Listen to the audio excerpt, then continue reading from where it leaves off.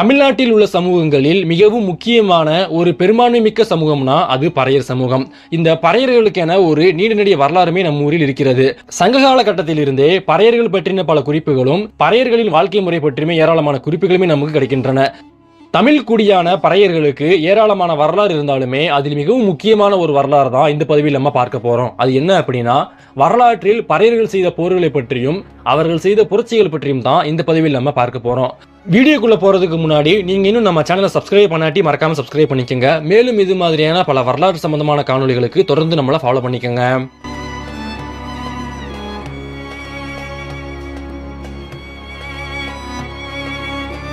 பறைக்கலியனார் கிபி 8ஆம் நூற்றாண்டுல தகடூர், அதாவது இன்றைய தருமபுரி மாவட்டத்துல அன்றைய காலகட்டத்தில் ஒரு போர் ஒன்று நடந்தது.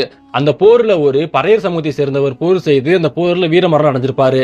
அப்படி வீரமரணம் அடைந்த அவருக்கு ஒரு நடுக்கலுமே எடுத்திருப்பாங்க. அந்த நடுக்கல்ல ஒரு கையில் வாளும் மற்றொரு கையில் வில்லும் அம்பு இருக்கிற மாதிரி அந்த நடுக்கல் இருக்கும். இந்த நடுக்கல் மூலமா நமக்கு தெரிய வர்றது என்ன அப்படின்னா, பறையர் சமூகத்தினர் அன்றைய காலகட்டத்திலேயே போர்கள் செய்து வந்திருக்காங்க என்பது இந்த மாதிரியான நடுக்கல் மூலமா நமக்கு தெரிய வருகிறது. இந்த நடுக்கல்ல தகடூர் படையறிந்த பறைக்கலியனார் என்றுமே சொல்லுவாங்க. இந்த நடுக்கல் தருமபுரியில இருக்கிறது. அடுத்ததாக பறையர் புரட்சி. ஆங்கிலேயர்கள் இந்தியாவை கைப்பற்றிய சமயத்தில் ஆங்கிலேயர்களுக்கு எதிராக பலருமே தொடர்ந்து போர் செய்திருக்காங்க. அதுல பல சமூகத்தினருமே ஆங்கிலேயர்களுக்கு எதிராக போர் பண்ணியிருக்காங்க. அப்படி தமிழ்நாட்டுக்குள்ள வரும்பொழுது தமிழ்நாட்டுல முதல் முறையாக ஆங்கிலேயர் எடுத்தது யாருன்னா அது பூலித்தேவர் தான். பூலித்தேவருக்கு பிறகு சேதுபதி மன்னர்கள், ராணி வேலு நாச்சியார், மருது பாண்டியர்கள் இப்படி பலருமே ஆங்கிலேயர்களுக்கு எதிராக போர் பண்ணியிருக்காங்க. அன்றைய காலகட்டத்தில் சென்னை பகுதியில் வாழ்ந்த பறையர்களுமே ஆங்கிலேயர்களுக்கு எதிராக கிளர்ச்சியில் ஈடுபட்டிருக்காங்க. இந்த புரட்சியை பறையர் புரட்சி எனவுமே ஆங்கிலேயர்கள் அவங்களுடைய ஆவணங்கள்ல பதிவு பண்ணிட்டுமே போயிருக்கிறாங்க.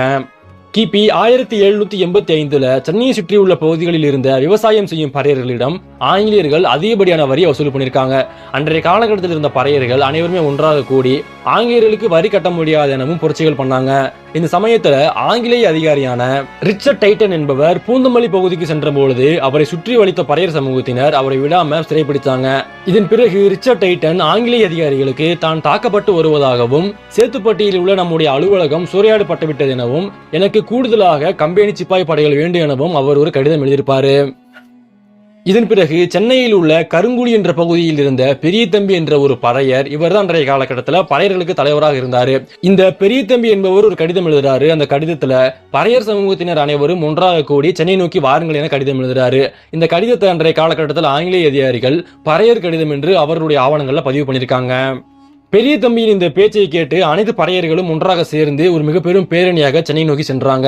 1785 இருந்து 1795 வரைக்குமே அந்த பகுதியில் வாழ்ந்த பறையர் சமூகத்தினர் ஆங்கிலேயர்களுக்கு வரி கட்ட முடியாது என கூறிய பல வகையான போராட்டங்களை பண்ணாங்க.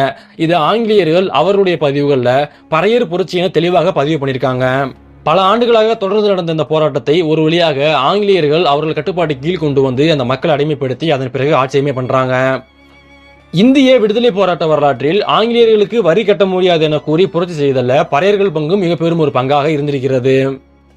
அடுத்ததாக காக்கை திருமகன். விஜய ரகுநாத ராய தொண்டைமான் புதுக்கோட்டை சமஸ்தானத்தின் மன்னரான பிறகு புதுக்கோட்டை சமஸ்தானத்தினுடைய எல்லைகளை விரிவுபடுத்த விரும்பினாரு. அன்றைய காலகட்டத்தில் புதுக்கோட்டை சமஸ்தானத்துக்கு அருகில் இருந்த ஒரு பாளையம்னா அது வாராப்பூர் பாளையம். இந்த வாராப்பூர் பாளையத்தை ராகவ ஐயங்கார் எனப்படும் ஒரு பிராமணர் ஆட்சி பண்ணி வந்தாரு.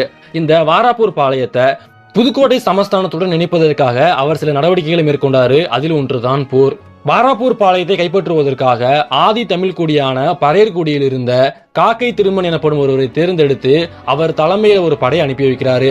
காக்கை திருமகனுமே வாராப்பூர் பாளையத்தின் மீது படையெடுத்து சென்று அங்கு இருந்த ராகவ ஐயங்கார போர்க்களத்தில் வீழ்த்தி போர்க்களத்திலேயே ராகவ ஐயங்காரை வெட்டி கொண்டிருப்பாரு. இதன் பிறகு வாராப்பூர் பாளையம் என்பது புதுக்கோட்டை சமஸ்தானத்துடன் அன்றைய காலகட்டத்தில் இணைக்கப்பட்டது.